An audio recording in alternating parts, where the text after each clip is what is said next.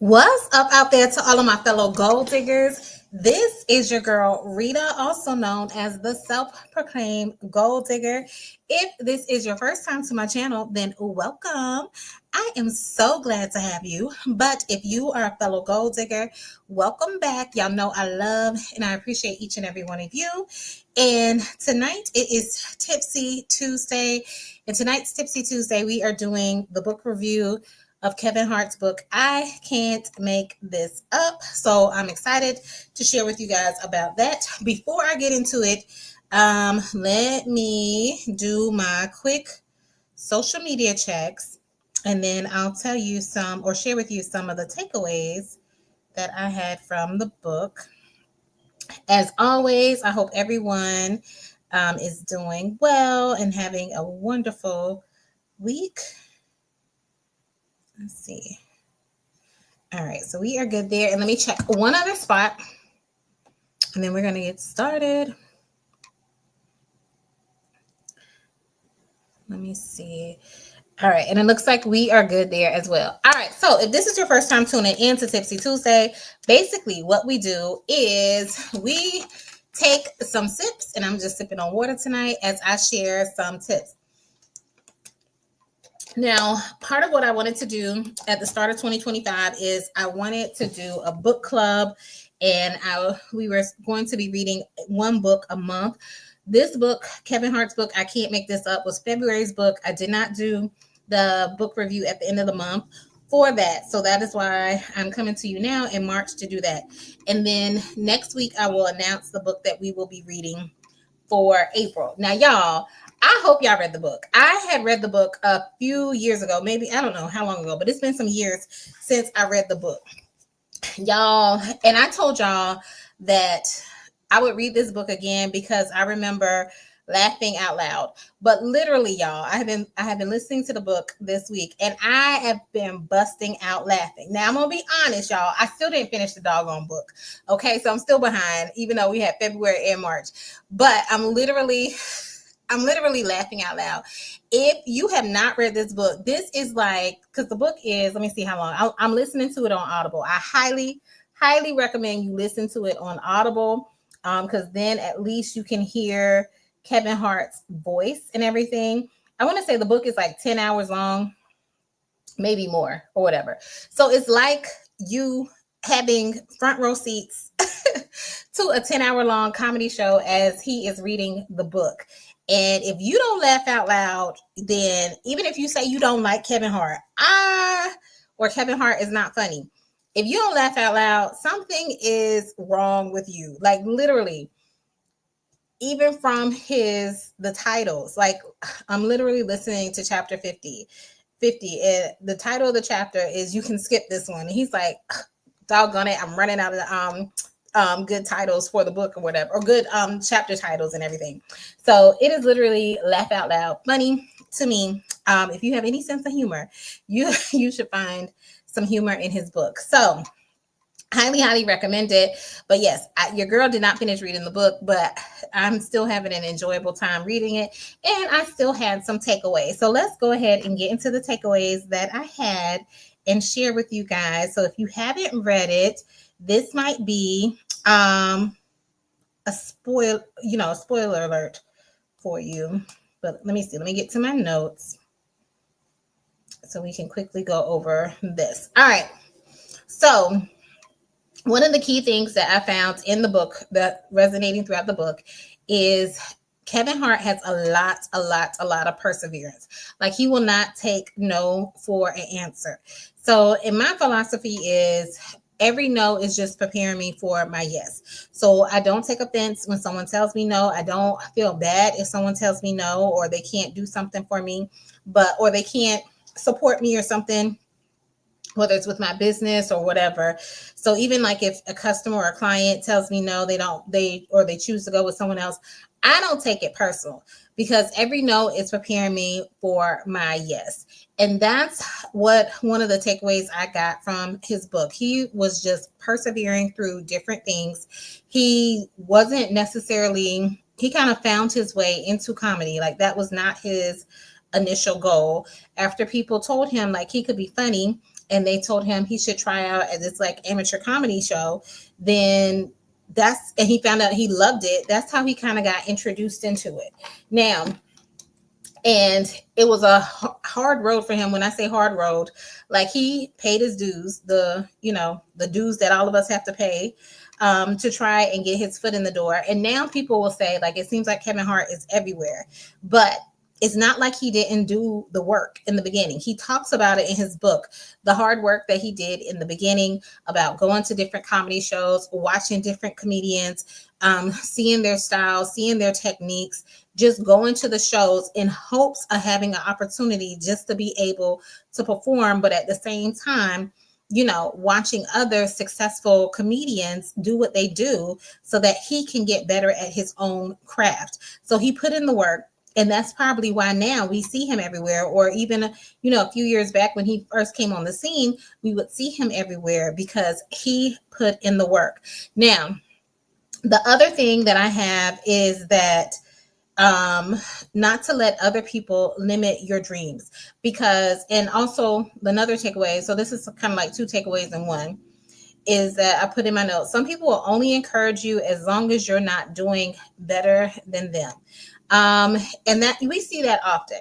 Like, people will encourage you to do stuff. People don't mind if you do stuff as long as they don't feel like you're doing better than them. Once it seems like you're doing better than them, then some people, I'm not saying all people, some people will start showing you that support. Some people will stop showing you that encouragement because now you have surpassed them, or what they feel like you have surpassed them.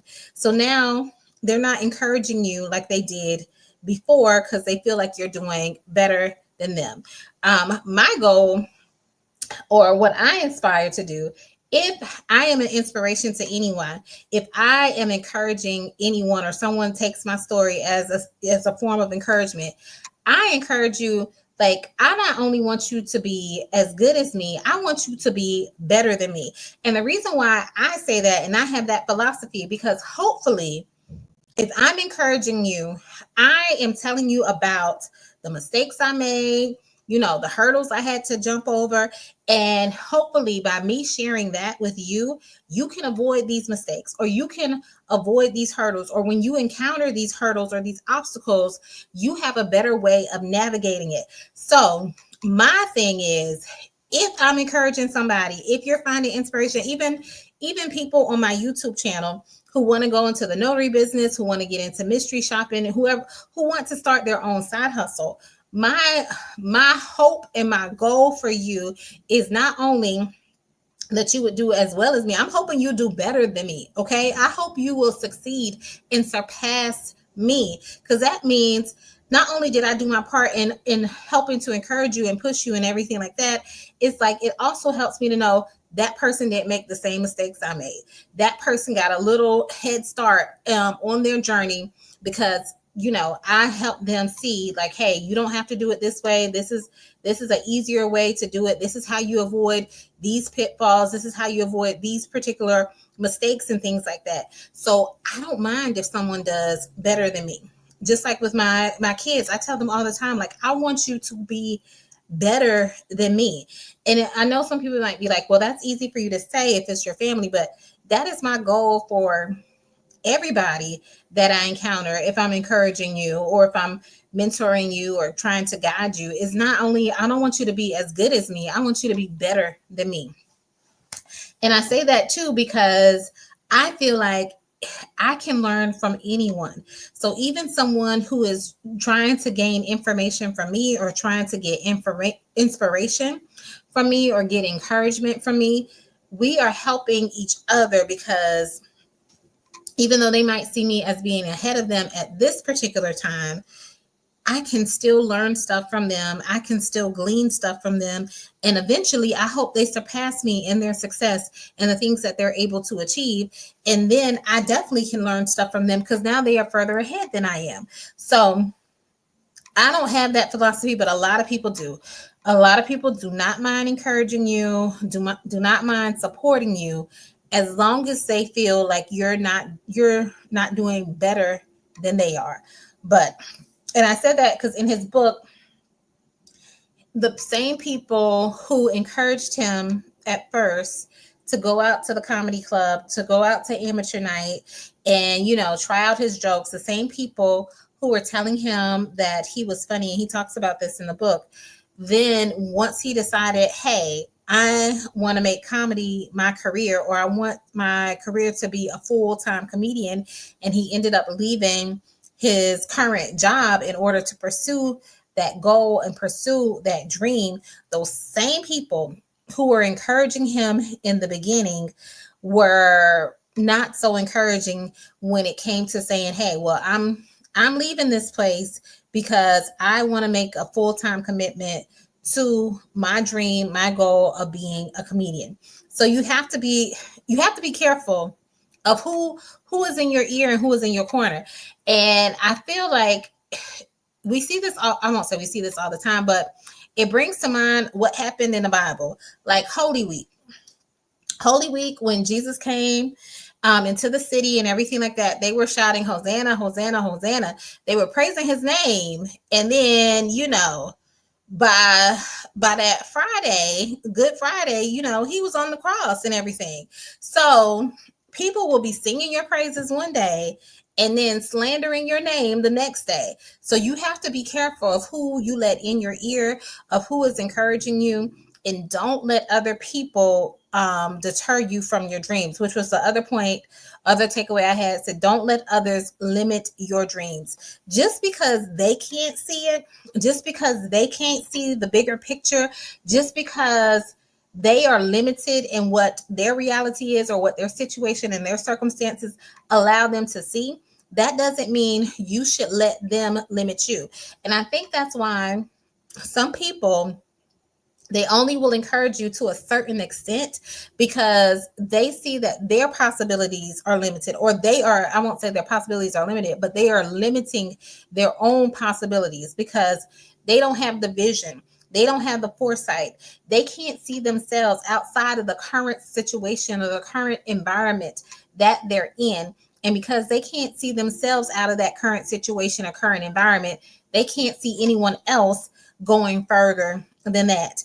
And, sometimes it's a lonely feeling when you feel like someone who you've been, I won't say growing up with, but who you've been hanging with and, hanging out with, and y'all have been doing different things together, and you're encouraging them. And now that person is about to leave you because they are going on to bigger and better things, or they're trying to go on and achieve bigger and different things. And some people are just comfortable being average, being mediocre, and you trying to achieve your goals, you trying to achieve your dreams makes them uncomfortable because they know that they can't see themselves doing anything more than what they are currently doing. What is the quote? I can't think of the quote that is coming to mind. What is it? It's like your greatest fear is not that you're inadequate, but it's like you exceed your beyond your wildest dreams, that kind of thing. I'm messing it all up. But some people are really fearful, or it's a scary feeling to see I can do well, or I can be successful. I can achieve all of my dreams. And some people, they take that fear and they decide, hey, I'm just going to stay average. I'm going to keep playing it small. I'm not going to grow into this bigger person or start doing these bigger things or accomplishing these bigger things, because it is a scary feeling, because it does put you or at a different level. It does put more responsibility on you. It does put different expectations on you when you are going on and trying to achieve different things and be better for yourself. It's easy to be average. It's easy to be mediocre. It takes a lot to walk in greatness. It takes a lot to walk in excellence. So it can be scary. And so some people are very uncomfortable with having to come out of their comfort zone and walk into their greatness and walk into their excellence. So they let that fear take control, and they will stay average. They will stay basic.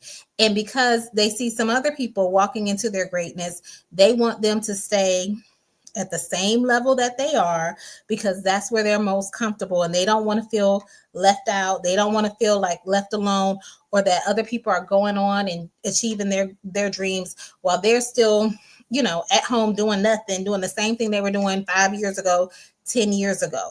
So don't let other people, I said all that to say, don't let others limit your dreams, which brings me to my next point that I have, that you must be in the right environment.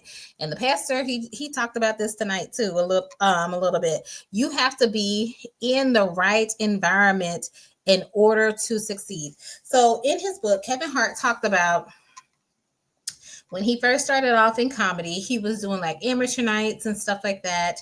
And then there was a comedian who was like further ahead in the game than he was, who would take him to his shows. Now, Kevin never got to perform or anything like that, but he would travel to New York from Philly to this particular comedian shows to see, just to be in the environment, of someone who is doing the thing that he ultimately wants to do, so he can be around other comics, other comedians, see how they're running their sets, make connections, network, and stuff like that. So you have to be in the right environment.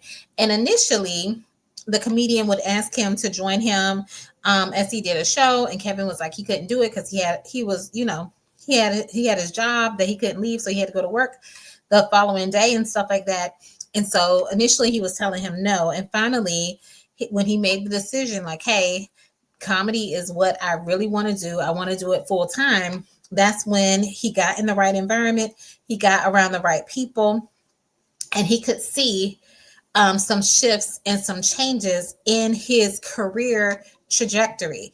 He could see the things that he needed to work on when it came to him doing his sets and delivering his jokes. So you have to get in the right environment, because sometimes if you're in the wrong environment, I won't say sometimes, most of the time when you're in the wrong environment, that can stifle your growth. That can prevent you from going further and achieving the things that you need to achieve. Okay. So make sure, and this is why I said the pastor was talking about that, about the different seeds and how they fell on different ground. And you got to make sure that you fall into good ground so that you can grow and be nourished and everything. So check your environment. So see who is around you. Make sure you are in a good environment so that you can grow and so that you can flourish and so that you can produce what you need to produce and ultimately achieve the things that you need to achieve and have success. So you have to make sure that you're in the right environment. If you're saying, hey, I want to be, I don't know, I'm trying to think. I want to be a musician or something like that, but you're not surrounding yourself with music. You're not even really staying current on the current music that's out there or the current music that's in your genre and seeing what's going on. Then how can you say you want to be a musician when you're not even working on your craft or exposing yourself to the things that will help you develop your craft as well as be a better musician? I'm just using this as an example. So get in the right environments so that you can flourish and so that you can grow. Okay. Also, which brings me to the next thing, you need to get into the right environment, because Kevin Hart had said in his book, no person succeeds on their own. So this shows you the power of relationships. Just like I was sharing with you in his book, he talked about there was a comedian who was further ahead than he was, who was bringing him along to his shows to kind of expose him to, the field of comedy. And so he could like learn the ropes and everything. Because of that comedian being open to and sharing his journey or, his connections with Kevin, that helped Kevin be able to make connections amongst himself so that he can further his career. But it's like they say, it takes a village. But if that person didn't put him on and help open doors for him, who knows how long it might have taken him to succeed on his own. So it's very, very important that you have the right relationships with people. And not only that, the comedian took him to the different clubs that he was performing at. And even though Kevin really didn't get to perform at any of those clubs, because of that relationship with the comedian who was further along than him, it allowed him to be able to network with other veteran comedians. So it's important to have a relationship, but even when you have that relationship, make sure you're taking advantage of the relation or what the relationship has to offer. So if Kevin just went to the shows and didn't even network with the other comedians, he basically would have been squandering the relationship between him and the veteran comedian. But he took advantage of it in terms of while he was there at the different shows, even though he couldn't perform, he networked with other comics, up and coming comics, veteran comics, comics that are further along in the game, and got to know them, got familiar with them as well, so that he could have a network. And then once he became, more established and more well known, he did the same thing. He reached back out, helped other amateur comedians or comedians that were just starting out so that they can grow and so that they can flourish. So use those relationships appropriately. And then when you have the relationships, make sure you are networking with other people to create even more relationships, because someone's this is kind of like what I took. Because of his connection with that veteran comedian, that relationship with him, that opened up the door for not only for him to network with these other comedians, but for him to form relationships. So that one relationship can help you create even more relationships that can give you and afford you even more opportunities. So keep that in mind when it comes to your everyday life or just things that you're trying to succeed or achieve.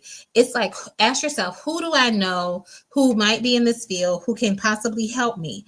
Make the connection, form the relationship, but use that relationship to also help you make connections with other people, because that relationship is what got you into that room. Once you're in that room, make sure you're reaching out to other people and not just sitting in the room quiet and not talking to anybody. Okay. So I hope that makes sense. So use the relationship that someone has, use that connection that you already have with someone, but also take advantage of it so that it can open even more doors for you. The last thing that I'm going to share that is a takeaway from Kevin Hart's book that I have learned so far, because like I said, I'm still reading the book, but I figured I need to go ahead and give y'all the book review this month. I'm not delaying it anymore. Is you should use your adversity as fuel. Now, Kevin's upbringing, he talks about it in the book. His mom was just very strict with him because they grew up like in a rough neighborhood and stuff like that. His dad was, he was on drugs and stuff. So he was kind of in and out of Kevin's life until he got himself clean and everything like that. But he uses those situations, those situations that are not so ideal, to help fuel him, to help propel him. It helped shape his reality. Like, he didn't take anything too seriously. Maybe that's why he was, he became a comedian or whatever, why he can so easily tell jokes, because the things that happened in his life, they were not funny. They were not funny, but he turned a bad situation, like the way he tells the story, he makes it funny.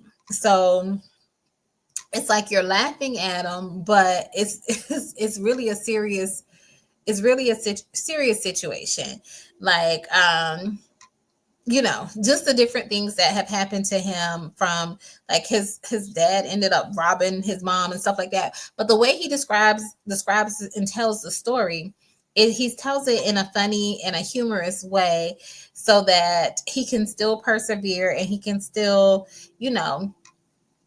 succeed in life, and not, let the situation or let his circumstances get him down. So use your fuel, use your adversity to fuel you, so, and not to discourage you or to discourage you, I should say, and so that you're not walking into your greatness or walking into the future that you have. Okay, because there are so, like I said, there are so many stories in the book, and I'm not going to tell you the stories, because if I tell you the story, it's just going to sound like a bad story.